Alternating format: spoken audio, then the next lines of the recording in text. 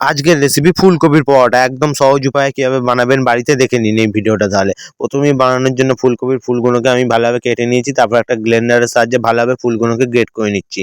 আমি এখানে ফুলকপির ফুলগুলোকে গ্রেট করে নিয়েছি এবং এর উপর দিয়ে দিচ্ছি স্বাদ মতো লবণ। লবণটা দেওয়ার পর ভালোভাবে গ্রেট করে রাখা ফুলকপির সাথে লবণটাকে মাখান এবং মাখানোর ঠিক 5 থেকে 6 মিনিট পর দেখবেন এখান থেকে প্রচুর পরিমাণে জল বেরোচ্ছে এবং এই জলটাকে আমি ভালোভাবে নিংড়ে নিচ্ছি। ফুলকপিগুলোকে আলাদা করে নিয়েছি এবং জলটা একটা পাত্রে আছে।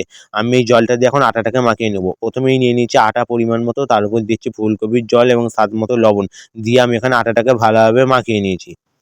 তারপর কড়াইয়ের মধ্যে দিয়ে দিন সাদা তেল। সাদা তেলটা গরম হয়ে গেলে দিয়ে দিন 1 চামচ মতো জিরে এবং জিরেটা দেওয়ার পর দিয়ে দিন 1 চামচ আদা বাটা। আদাটাকে কিছুক্ষণ ভালোভাবে ভাজুন, তারপর দিয়ে দিন কাঁচা লঙ্কা কুচি। কাঁচা লঙ্কা কুচি দেওয়ার পর দিয়ে দিন ফুলকপির যে গ্রেট করে রেখেছিলেন সেই ফুলকপিগুলো দিয়ে 1 চামচ হলুদ গুঁড়ো দিয়ে ভালোভাবে ভাজুন ফুলকপিটাকে। তারপর উপর দিয়ে দিন স্বাদ মতো লবণ এবং গরম মশলা গুঁড়ো ছড়িয়ে ফুলকপিটাকে নামিয়ে নিন। এবার যে আটা মেখে রেখেছিলেন সেখান থেকে গুলি কেটে ভালোভাবে এরকম করে গোল করে খিলি করুন এবং এর ভিতর ফুলকপির পুর ঠাসুন, তারপর ভালোভাবে আস্তে আস্তে বেলে নিন। আশা করি বেলাটা বলতে পারবেন না, খুবই সাবধানে বেলে নেবেন, নাহলে ফুলকপির পুর বাইরে বেরিয়ে যেতে পারে। তারপর তার মধ্যে সাদা তেল দিন এবং তার চারিদিকে তেলটাকে ভালোভাবে লাগান এবং একে একে পরোটা তার মধ্যে দিন এবং ভালোভাবে ভাজুন। ভাজার সময় অবশ্যই গ্যাসটাকে লো ফ্লেমে রেখে ভাজবেন এবং লাল লাল করে ভাজা হয়ে গেলে পরোটাগুলোকে তুলে নিন। কেমন লাগলো